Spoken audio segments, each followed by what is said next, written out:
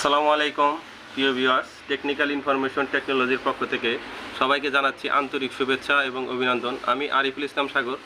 আমি আজকে আপনাদের যে বিষয় নিয়ে আলোচনা করব, যে ট্রেনিং করাবো, সেটি হচ্ছে যে একটি সাবস্টেশন করতে গেলে, ফুল কমপ্লিট একটি সাবস্টেশন করতে গেলে সেখানে কি ধরনের ইকুইপমেন্ট ব্যবহার করা হয় সেই জিনিসের সাথে আপনাকে পরিচয় করে দেবো এবং কানেকশন কিভাবে হয় সেটিও আমি আপনাদের আজকে দেখাবো।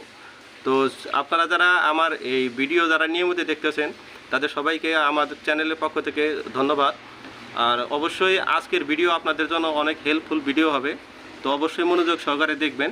তো আজকের যে টপিকসটা সেটা হচ্ছে যে একটি 11 কেবি একটি সাবস্টেশন করতে কি ধরনের ইকুইপমেন্ট ব্যবহার করবেন এবং সাবস্টেশনের কিভাবে লাইন আসে সেই বিষয় নিয়ে আজকে পুরো ডিটেলস আলোচনা করব। তো ভিডিওটি আপনারা লাস্ট পর্যন্ত দেখুন। তো আমি আপনাদের যেটি দেখাচ্ছি, সবাই মনোযোগ সহকারে দেখুন যে এখন আমি আপনাদের দেখাবো। আর এই ডিজাইনটা আমি পাওয়ার পয়েন্টে করেছি জাস্ট আপনাদের বোঝানোর জন্য, কারণ আমার ভিডিও দেখে এক ভাই আমাকে বলছে যে একটু অ্যানিমেশন করে দেখানোর জন্য।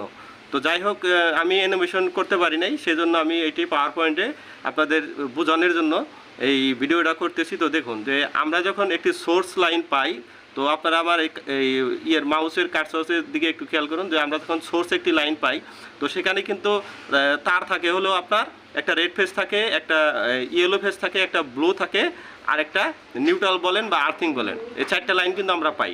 তো এটি মূলত সোর্স লাইন, এটি হয়তো আরইবি অথবা ধরেন ডিবিডিসি, ডেসকো, ডেসা। তো থ্রি ফেজ লাইনের ক্ষেত্রে কিন্তু আমরা এই চারটি লাইন আমরা পাই।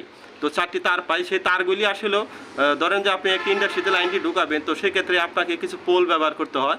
ধরেন লাইনটি একটু দূরে আছে, সেজন্য আপনাকে অনেক পোল ব্যবহার করতে হয়। তো আমি আপনাদের বোঝানোর জন্য এখানে তিনটি পোলের ডিজাইন করেছি। তো সেটা আমি আপনাদের দেখাচ্ছি যে এখানে আমি তিনটি পোলের অলরেডি একটি ডিজাইন করেছি, যে একটু লাইনটা দূরে নিয়ে তারপরে আমরা সাবস্টেশনে নিয়ে গেছি। তো জাস্ট আপনাদের বোঝানোর জন্য।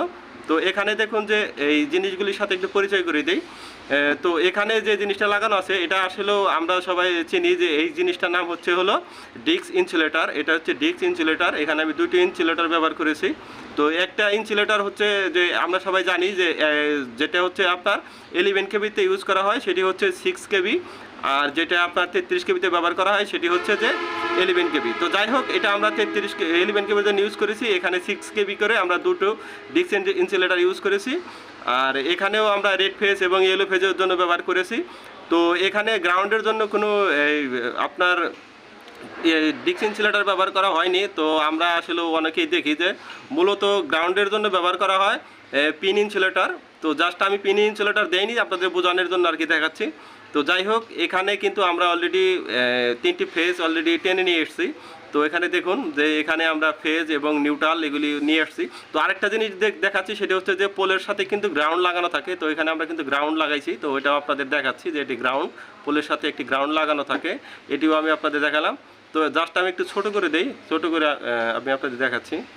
তো এখানে দেখুন যে আমি তিনটে পোলেই কিন্তু গ্রাউন্ড ইউজ করেছি। তো এটা আসলে পল্লী বিদ্যুতের লোক যারা কাজ করে, ডিবিডিসির লোক যারা কাজ করে, তারা গ্রাউন্ড করে দেয়। তো যাই হোক, এটা আপনাদের জাস্ট বোঝানোর জন্য। তো এরপরে যে পোলটা হয় সেটি হচ্ছে যে মিটারিং পোল। তো এই ডিজাইনটা শুধু আরইবি, যারা আরইবিতের যে লাইন, তারাই কিন্তু এই ডিজাইনটা বেশি ফলো করে। তো সেক্ষেত্রে ডেসকো, ডিবিডিসির কিন্তু কাজের ক্ষেত্রে একটু ভিন্নতা থাকে। তো জাস্ট আমি যেটা দেখাচ্ছি এটা হচ্ছে যে পল্লী বিদ্যুতের ওরা কীভাবে আসলে আপনাকে সংযোগ করে দেয় লাইনটি, 11 কেবি লাইন। তো সেটাই দেখাচ্ছি। তো এখানে জাস্ট আমি একটু বুঝিয়ে দিচ্ছি। ধরেন যে এই জিনিসটা যেটা দেখতেছেন, এটা আমি আপনাদের বোঝানোর জন্য, এটা হচ্ছে একটি লাইটিং স্টার, আর এটা হচ্ছে ড্রপ আউট ফিউজ। এটা হচ্ছে ড্রপ আউট ফিউজ। তো আমি আপনাদের দেখাচ্ছি, এটা হচ্ছে ড্রপ আউট ফিউজ। আর এটা হচ্ছে হলো একটি সিটি। তো আমরা সবাই জানি সিটির ইনপুট এবং আউটপুট থাকে, ওটা দেখেই বোঝা যায়। আর এটা হচ্ছে হলো পিটি শুধু ইনপুট থাকে, কোনো আউটপুট থাকে না। জাস্ট আপনাদের বোঝানোর জন্য যে আসলে কানেকশনটা কীভাবে হয়েছে। তো আমার মেন লাইন যখন এখান দিয়ে আসছে, তো আসার পর আমি এই লাইনটা ফলো করুন একটু, এইটা যে এটা হলো। তো আমি আপনাকে আরেকটু ক্লিয়ার করে দিচ্ছি তো আপনার সুবিধার্থে, যে আমি এই লাইনটা যেন ব্লু ফেজ। তো ব্লু ফেজ যখন আমার এখানে সর্বপ্রথম কোথায় লাগছে, এটা হচ্ছে যে ডিস্ক ইনসুলেটরে আসার পর এটা কিন্তু সরাসরি লাইটিংয়ের স্টারের সাথে লাগছে। তো যাই হোক, এই কানেকশনের ব্যাপারেও আসলে অনেক রকমের পরামর্শ থাকে, কিন্তু তারপরেও সরাসরি লাইটিং স্টার হয়ে কিন্তু ড্রপ আউট ফিউজে যায়। তো অনেকেই আবার এরকম আছে যে মেন লাইন ডাইরেক্ট এখানে লাগাই দিচ্ছে এবং সরাসরি লাগাই দিচ্ছে, কাজ কিন্তু একই, তো যেভাবেই করেন। তো যাই হোক, আমি এটাকে লাইটিং স্টারের সাথে ব্যবহার করেছি এবং লাইটিং স্টারের পরেই কিন্তু আমি ড্রপ আউট ফিউজের সাথে লাগাইছি। তো ড্রপ আউট ফিউজের যে আউটপুট সেই আউটপুটটা কিন্তু আমি সিটির প্রাইমারি সাইডে লাগাইছি। তো এখানে সিটির প্রাইমারি হচ্ছে P1 এবং P2। তো আমি আপনাদের একটু ক্লিয়ার করে দিলাম, সেটা হচ্ছে P1 এবং P2। তো P1 দিয়ে লাইন ঢুকবে, P2 দিয়ে বের হবে, এই জিনিসটা কিন্তু আপনাদের সবার ফলো রাখতে হবে। যদি আপনারা এই পিটি কানেকশনে ভুল করেন তাহলে কিন্তু আপনার মিটারে কিন্তু আপনার সমস্যা দেখা দেবে। সমস্যা বলতে রিডিং উঠবে না, রিডিংয়ের সমস্যা হবে এবং মাইনাস উঠবে। তো যাই হোক, তো এটা হচ্ছে আপনার ড্রপ আউট ফিউজের যে আউটপুট আপনার সিটিতে লাগছে। তো সিটির পরে যে আপনি সিটির সাথে প্রাইমারি সাইডের সাথে লুপিং করে দিয়েছেন কোথায়, পিটির সাথে। আমি আবার বুঝিয়ে দিচ্ছি যে যখন আপনার ড্রপ আউট ফিউজ থেকে সিটির প্রাইমারি সাইডে লাগছে, প্রাইমারি সাইড থেকেই আবার লুপিং করে আমি পিটিতে লাগাইছি। কানেকশনটা কিন্তু এরকম হবে। এবং সিটির যে আউটপুট, এই যে এটা সিটির আউটপুট তার। তো এটা হচ্ছে সিটির আউটপুট তার। তো এই সিটির আউটপুটটা কিন্তু আপনার এইচটি কেবলের সাথে লাগছে। জাস্ট আমি আপনাদের বোঝানোর জন্য এখানে কিন্তু আমি হিট সিংয়ে করে সেটা কিন্তু আসলে ড্রয়িংয়ে ওভাবে দেখানো সম্ভব না, কিন্তু আমরা সবাই জানি যে এইচটি কেবল হিটসিং করতে হয়। তো আপনারা সবাই হিটসিং করে নেবেন। যাই হোক, তো আমি আপনাদের বোঝানোর জন্য, তার মানে কি, আপনারা যদি এই একটা ফেজ দেখেন তাহলে এই তিনটা ফেজ কিন্তু সেম ডিজাইনেই করা। জাস্ট আপনাদের বোঝানোর জন্য, আপনি এটা যদি বুঝেন, একটা ফেজ যদি বুঝেন তাহলে আপনি এটা বুঝতে পারবেন। তো যাই হোক, যদি কেউ না বুঝে থাকেন অবশ্যই আমাকে কমেন্ট করবেন, আমি আপনাদের আরেকটু ক্লিয়ার করে দিচ্ছি। সেটা হচ্ছে যে আমরা সিটির কানেকশন দেওয়ার পর আমাদের যে কেবল সেটা হচ্ছে এই যে এসটি কেবল। তো এই এসটি কেবলের একটা সাইজ আমি আপনাদের এখানে লিখে দিয়েছি, কারণ এটা হচ্ছে 1200 কেবি একটি সাবস্টেশনের ডিজাইন। তো যাই হোক, এখানে যেমন এসটি কেবল দেওয়া আছে 3x150 RM। তো যাই হোক, এটা হচ্ছে 3x150 RM। যারা এসটি কেবল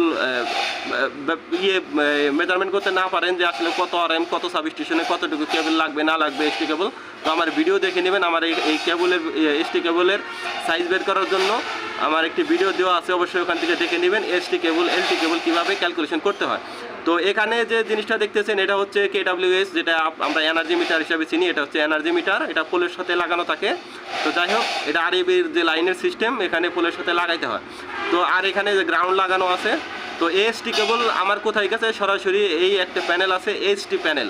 তো এটা হচ্ছে এইচটি প্যানেল, যেটা আসলে আমরা লাগাইছি এইচটি প্যানেলের পর এটা কিন্তু আপনার কোথায় গেছে আমি দেখাচ্ছি। এইচটি প্যানেলের ইনপুট আমি বলে রাখি, সেটা হচ্ছে যে এইচটি প্যানেলের ইনপুট কিন্তু আপনার উপরে হয়। মাথায় রাখবেন, এই প্যানেলের উপরে আপনার কানেকশন করার জায়গা আছে। ব্যাপারটা বুঝতে পারছেন যে এইচটি প্যানেলের ইনপুট কিন্তু কেবলের উপরে থাকে। আর এইচটি প্যানেলের যে আউটপুটের যে লাইনটা, সেটা কিন্তু আমার ট্রান্সফরমারের ইনপুটে লাগানো আছে। তো যাই হোক, আমি আপনাদের বোঝানোর জন্য এই ট্রান্সফরমারটা এখানে ডিজাইন করেছি আপনাদের দেখানোর জন্য, যে ট্রান্সফরমারে আমার রেড, ইয়েলো এবং ব্লু ফেজ আছে। আর ট্রান্সফরমারের যে আউটপুট, তো আমি আপনাদের দেখাচ্ছি যে ট্রান্সফরমারের ধরেন যে ট্রান্সফরমারের একটা আউটপুট। তো আমরা জানি যে ট্রান্সফরমারের ডান সাইডে সবসময় ব্ল্যাক বুশিং থাকে, এবং ট্রান্সফরমারের ডান সাইডে আপনি যদি ফ্রন্ট সাইডে দাঁড়ান, তো সেক্ষেত্রে ট্রান্সফরমারের ডান সাইডে থাকবে হলো আপনার নিউট্রাল বুশিং। তো যাই হোক, এটা হচ্ছে নিউট্রাল বুশিং। তো এখানে নিউট্রাল বুশিং, আর এটা হচ্ছে রেড ফেজ। এবং ট্রান্সফরমারের বাম পাশে যেটা আপনার থাকে সেটা হচ্ছে রেড ফেজ, মানে নিউট্রাল বুশিংয়ের বাম পাশেরটা হচ্ছে রেড ফেজ, তারপরে ইয়েলো, তারপরে ব্লু। তো এখানে আমি এভাবে কানেকশন করে দিয়েছি, জাস্ট এটা যেন ফেজ যেন ঠিক থাকে। যাই হোক, এবং নিউট্রালের আরেকটি তার, এটা কিন্তু গ্রাউন্ড করেছি, এটা কিন্তু আর্থিংয়ের সাথে, এটা কিন্তু ট্রান্সফরমারের একটি আর্থিং। এটা 100 ফিট বোরিং করা। এটা হলো সরাসরি ট্রান্সফরমারের আর্থিং। এখানে অবশ্যই 2 পিস আর্থিং ইউজ করবেন, 2 পিস গ্রাউন্ডিং ইউজ করবেন। তো যাই হোক, এরপরে যে ট্রান্সফরমারের আউটপুট থেকে আপনি কোথায় ব্যবহার করছেন, ধরেন যে আপনার একটি এটিএস আছে। তো এটা হচ্ছে একটা এটিএসে ব্যবহার করবেন, কারণ এখানে কিন্তু আপনার একটি জেনারেটর আছে, এই জন্য এখানে এটিএস ব্যবহার করেছি। তো এখান থেকে আপনার লাইনটা কিন্তু এটিএসে যাবে। এটা আমি এখানে লিখে রেখেছি চেঞ্জ ওভার অথবা এটিএস। তো চেঞ্জ ওভার যদি ব্যবহার করেন সেক্ষেত্রে আপনার আরেকটি ব্রেকার লাগবে বা একটি বক্স ব্যবহার করতে হবে। তো যাই হোক, আপনাদের বোঝানোর জন্য এটি করলাম। তারপরে হলো আপনার এখান থেকে লাইনটি কোথায় চলে আসছে, এখান থেকে আছে এলটি প্যানেল। তো চেঞ্জ ওভার হয়ে এলটি প্যানেল, আর এটা হচ্ছে রিলে প্যানেল।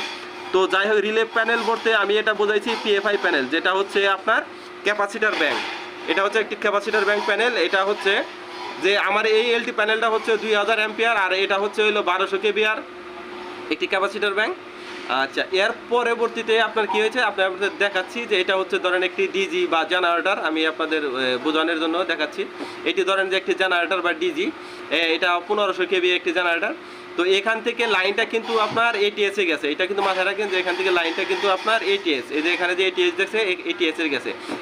এখানে কিন্তু আপনি জেনারেটর থেকে সরাসরি লাইন আপনি এটিএস এ বা চেঞ্জ ওভারে ঢুকাবেন, আর ট্রান্সফরমার থেকে সরাসরি আপনার এটিএস এ ঢুকবে। তো সেক্ষেত্রে যদি আপনি চেঞ্জ ওভার ইউজ করেন তো সেক্ষেত্রে এখানে একটি ব্রেকার লাগাই দিবেন। যাই হোক, লাইনটা এরকম, এই গ্রাউন্ডিংগুলি খুব সুন্দর করে লাগাবেন। আর জেনারেটারের অবশ্যই গ্রাউন্ডিং আলাদা গ্রাউন্ডিং করতে হবে। আর এখানে ট্রান্সফরমারের বডি আর্থিং এগুলি খুব সুন্দরভাবে করবেন, এগুলি আলাদা হবে, বডি আর্থিং আলাদা হবে, যেটা ইকুইপমেন্ট আর্থিং বলা হয় সেটা কিন্তু অবশ্যই আলাদা করবেন। আর নিউট্রালের যে আর্থিং সেটাও আলাদা করবেন, জেনারেটারের নিউট্রালের আর্থিং আলাদা করবেন। তো অবশ্যই এই ভিডিও থেকে যদি আপনারা অনেক কিছু বুঝতে পারেন বা শিখতে পারেন, অবশ্যই আমার চ্যানেলটি সাবস্ক্রাইব করবেন। এবং সবার কাছে রিকোয়েস্ট থাকবো যে আমার এই ভিডিও যদি আপনাদের ভালো লেগে থাকে অবশ্যই লাইক, কমেন্ট এবং শেয়ার করবেন এবং সবাইকে ভালো করে বোঝার সুযোগ করে দেবেন। সবাই ভালো থাকবেন। আসসালামু আলাইকুম ওয়া রাহমাতুল্লাহি ওয়া বারাকাতুহু।